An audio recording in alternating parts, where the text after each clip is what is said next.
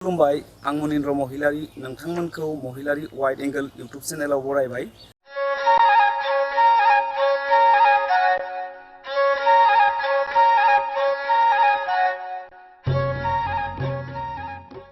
दानिया आं नैबे समाव दङ अदालगुरि स्टेशनाव।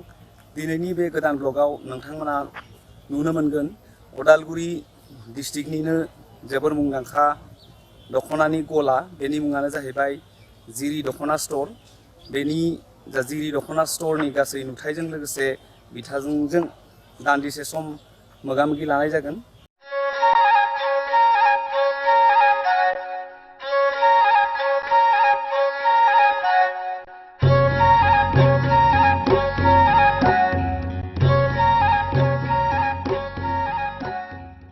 जिरि दखना स्टोरा अदालगुरि उइक्लि मार्केटनि साखाथिनि जा आसाम ग्रामीण विकास बैंक दङ बेनि साखाथियाव नांजाबनानै दङ। लोगोसे बे जिरि दखना स्टोरा फेसबुक पेजाव जिरि दखना स्टोर मुंनि मोनसे ग्रुप दङ।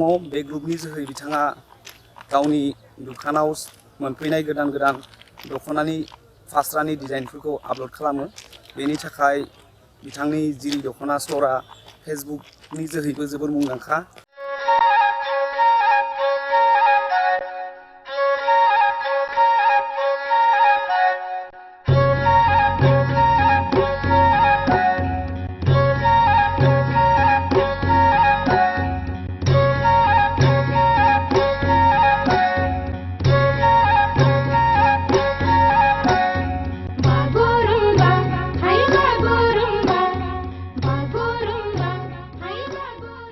खुलुमबाय महिलारि वाइड एंगल यूट्यूब चेनेलनि गासै नायगिरि नोंथांमोनखौ। नैबे समाव आं दङ जिरि दखना स्टोराव। उदालगुरि जिल्लानि जोबोर मुंदांखा दखनानि गला। नोंथांमोना फेसबुक पेजाव जिरि दखना स्टोर लिरनानै सार्च खालामबानो मोननो हागोन। लोगोसे बिथाङा दा सानदै 3,000निबो बांसिन लाइक मोनबाय फेसबुक पेजनि जोहै। दिनैनि बे भिडिअ'आव नोंथांमोननो नैबे जिरि दखना स्टोरनि बिगोमाजों सुंद'यै मोगा-मोगि लागोन। गिबियावनो नोंथांनि सिनायथिखौ होनो खावलायबाय। आंनि मुङा प्रनिता बसुमतारी, गामिया पुरानि गरायमारि, डिस्ट्रिक्ट अदालगुरि। दानिया नोंथांनि बे गलायाव दिनै फुजानि बोथोर साननै बारलांबानो जोंहा दुर्गा फुजा फैगासिनो दं। बे बिथिङाव नोंथाङा नैबे महिलारि वाइड एंगल यूट्यूब चेनेलनि जोहै नोंथांनि जा मा होनो बेखौ कास्टमार बिथांमोननिसिम मा फिडबेक होनो नागिरदों? गिबियाव लोगोसे मा कालेक्सन दङ नोंथांनाव दासिम? आंनियाव मेन स्पेसियेलि कालेक्सन जेबो गैया, माने लकेल दानाय आगर गुबै, दावराइ मोख्रेब, जोंनि मेन बर'नि कालचारनि बे दखना बेफोर दङ। आरो बेलेग माबाफोरनि मोनो दङ, पाटनि दङ, पाटफोराबो हाइ ल' क्वालिटिफोरनि दङ, जुरि पाट दङ आरो खुन्दुंनि पाट दङ। आरो बेनिफ्राय गाहायसिन पाटफोर दङ, बेफोरो माने मिक्स दङ। ओमफ्राय दा सुपार कटन होननानै बुङो, बियो माने पलिस्टार टाइप बेफोरबायदिनि दखना दङ। ओमफ्राय मास्राइस सोंनानै माथा दानाय बेफोरबायदि मिक्स दङ। जोमबायग्राफोर दङ, फालिफ्रा दङ, इन्दि, मुगा बेफोरबायदिनि दङ। ओमफ्राय रेगे रेगां होनो, बिथिं अदालगुरियाव रेगे रेगां होनो, एक्सुवेलि बियो आर'नाइ फालि। माने जायगाफोरखौ लानानै मुंफ्रा एसे बेलेग बेलेग जायो। बेफोरबायदि गासिबो कालेक्सना दङ आरो। नोंथांमोना मिथिनो हाबाय नोंथांमोना बे जिरि दखना स्टोरसिम फैनो थाखाय फोनांजाब राहाया रेलवे स्टेशन अदालगुरिनिनो साबसिन फोनांजाब राहा। बेनिफ्राय गासै 90 मिटारनि गेजेराव नोंथांमोना रङियानिफ्राय थोंजों 9:15 मिनिटआव फुंबिलिनि जा मुरखुसेलें पेसेन्जार दङ बेजों फैनो हायो। लोगोसे उदालगुरि स्टेशनाव ओंखारनानै थोंजों बेसिम जिरि दखना स्टोरफोर जानो दोनफैगोन। नङाब्ला नोंथांमोना आसाम ग्रामीण विकास बैंक उदालगुरि बुंब्लाबो मिथिगोन। लोगोसे जा बिथांमोना गुगल मेप इउज बानायो बिथांमोना जिरि दखना स्टोर लिरनानै डाइरेक्सनखौ फैनो हागोन। लोगोसे फेसबुक पेजाव बिथांनि कन्टेक्ट नाम्बारा होनाय दङ, नोंथांमोना इउज खालामनो हागोन। बिथाङा 24/7 बे कन्टेक्ट नाम्बाराव एभेलेबल। लोगोसे नोंथांमोना फेसबुक पेजनि जोहै मेसेन्जाराव सार्च खालामनो हागोन।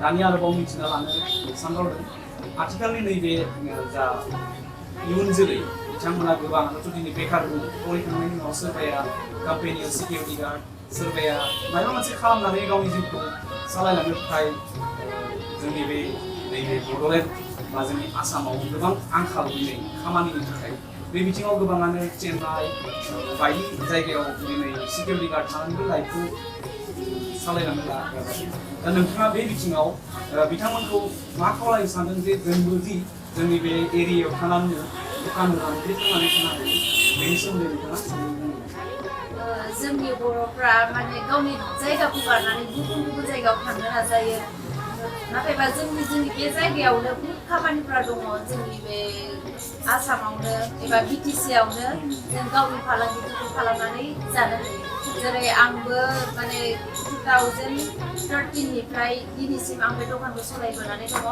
आङो बे दखानजोंनो आंनि न'खर आंनि गथ' गथाय आङो खांबोनानै दङ आंहाबो बहुत दुखियामोन न'खराव जेनेबा जोंहा न'खराव बहुत दुखियाबाबो आङो बिराद नाजानायजों माने आं धैर्य गोसो लानानै आङो बे दखानखौ सालायनो हादों बेनिखायनो आं खावलायनो सानदों जोंनि बर'फोरखौ जेरावखि थाया मानो गाव गावनि जायगायावनो थानानै फिसाब्लाबो दखानफोरखौ होनानै जानो हायो दुकान होथारनो हायाबाबो जोङो बाजारफोराव थांनानै जोङो गाव गावनि इनकामखौ खालामनो हायो जोङो जि नांगौखिनि जोङो होजोबनो हायाबाबो जोङो फिसानिफ्राय जोङो लासै लासैसो जोंनि बे दखानफोरखौ जोङो फोजौखांनो हायो बेनिखायनो आरो आङो जोंनि बर'फोरखौ खावलायदों जेनेबा बेलेगाव बेखार थाङालासिनो गाव गावनि लाइफखौ फोजौनो सानोबा गावनि न'खरखौ खुंनो सानोबा दखान फिसाफोरबाबो होनानै जा जोंनि बर'फ्रा सानो माने साकरि नागिरो खिन्थु साकरिजोंल' जोंनि जिबनखौ जों खांनो हाया जों फालांगि खालामनांगोन खस्थ' खालामनांगोन साकरि मावग्राफ्राबो माने खस्थ'खौ मोनखायो अब्ला जोंनि दखानफ्राबो बेबायदिनो बिसोरनिफ्राय जायफ्रा डिफेन्सफ्राव थाङो बिसोरथ' बहुत खस्थ' बेनिखायनो जोङो जोंनि बे दखानफ्रा डिफेन्सनिफ्राय बहुत मोजांसिनावसो बुंनो थांजायो आरो जेनेबा जोंनि बे दखानफ्राव जिरायनानै थाबाबो सानसेयाव नांथाराबाबो नेक्स्ट दिना नांगोन आरो नेक्स्ट दिना नाङाबाबो नेक्स्ट दिनावहाय माने मोजां सेल जागोन बेफोरबायदि जायो आरो ओंखायनो जोंनि गोसोफ्रा धैर्यआव थानांगोन ना दखानखौ सालायलांनोबा जों बहुत धैर्यआव कास्टमारफ्रा रायबाबो जों जेबो साननो नाङा माने बे कास्टमारफ्राथ' माने गोबां बिमानि फिसा नालाय ओंखायनो सोरबाफ्रा गाज्रि रावजोंबो बुंलांगोन सोरबाफ्रा मोजां रावजों बुंगोन बेनिखायनो जों बेखौ गासैखौबो धैर्य खालामनानै जोंनि फालांगिफोरखौ जोङो फोजौनो गोनां आं गासै बर'फोरखौ माने दखान फिसाब्लाबो होनानै जिउखौ खांजानो लुबैयो जेन' बेखार जाया गोजान गोजानाव थाङो सोरबाफ्रा गावनि जिउखौ बरबाद खालामनानैसो फैनो गोनां आरो जों गावबागाव जायगायावनो जोंनि माने बेफारफोरखौ फालांगिफोरखौ खालामनो गोनां नोंथांनि बे बिबुंथिनिफ्राय आं बुजिनो हाबाय दिनै बर' हारियाबो बिजनेसनि जा कनसेप्ट बेयाव 20 जौखोन्दो जौगाबाय मानो होनोब्ला जों गोदोनिफ्राय मिथिबोदों जोंहा बर' हारिया बिजनेसनि कनसेप्ट गैया मानो होनब्ला गोदोनिफ्राय जोंहा मैहुर खालामनानै जाग्रा हारि होननानै सिनायखायो बे बिथिङाव नोंथांनिफ्राय आं मिथिनानै लाबाय जे जोंनि बे बर' हारियाबो 20 जौखोन्दोसो जों बिजनेसाव दावगाबाय होननानै सानो लोगोसे बिथांनि जा भेलुएबल स्टेटमेन्ट बेखौ नोंथांमोना फल' खालाम लोगोसे ओरैनो जुदि दङब्ला नोंथांमोना साकरिखौबो नाजाबाय था साकरिखौबो नागिरनांगौ नङा गासैबो साकरि मोनजोबा बेबो थिग बेनि गेजेराव नोंथांमोना नाजानायखौ गारनो नाङा साकरिजोंबो नाजा लोगोसे सम थानायावनो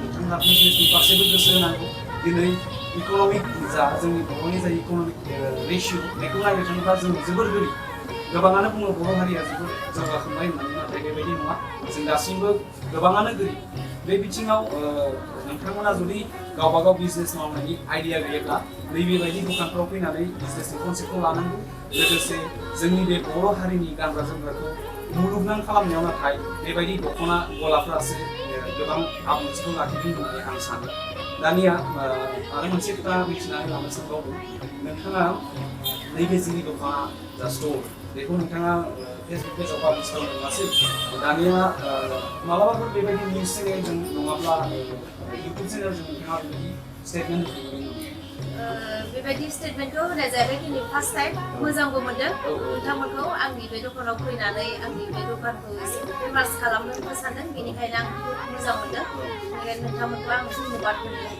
गोसो जादों नोंथाङा दिनै जोंनि बे जा सुंद' बिबुंथि बेवहाय नोंथांनि भेलुएबल समखौ होनायनि थाखाय वाइरिं इउटुब चेनेलनिफ्राय रोजा रोजा साबायखर बावबाय लोगोसे उनाव नोंथांजों आरोबाव मोगा-मोगि लानो मोनथों लोगोसे नोंथांनि बे बिजनेसा सारा दुलाराय बड'लेण्डआवनो फेमास जानो हाथों लोगोसे जा बिथांमोना बिजनेस मावनो सानदों दख'नानि बिथांमोना दिन्थिफैनो हागोन बेजों फोनांजाबनाय राहाया दङ आं नोंथांनि मबाइल नाम्बारखौ स्क्रिनाव लिरना होगोन लोगोसे डेसक्रिपसननि सिङावबो गासैबो फोनांजाबनायनि राहाखौ होगोन नोंथांमोनाबो बिथांनिसिम बेरायनो फै बिथांनाव गोबां कालेक्सन दङ दासान्दि आंबो नायगासिनो दङ दा आं दान्दिसे उनाव बिथांनि कालेक्सनखौ दिन्थिनो नाजागोन बिदिब्ला फैबाय थानाय दुर्गा फुजानि नोंथांनिसिम गोजोन हामलायनाय बावबाय लोगोसे नोंथांनि फेमिलिखौबो गोजोन हामलायनाय बावबाय लोगोसे उदालगुरि हालामनि गासै महिलारि वाइरिं इउटुब चेनेलनि साबस्क्राइबार नोंथांमोननो लोगोसे आंनि दासान्दिनि गासै नायगिरि लोगोसे साबस्क्राइबार नोंथांमोननो फैबाय थानाय दुर्गा फुजा लोगोसे नैबे धोरोमारि जा फुजाफोर बेफोरनि गाहाम हामलायनायखौ आगु बावहरबाय बिदिब्ला दिनै बे मोगा-मोगिखौ बेखिनियावनो दोननोसै गोजोन्थों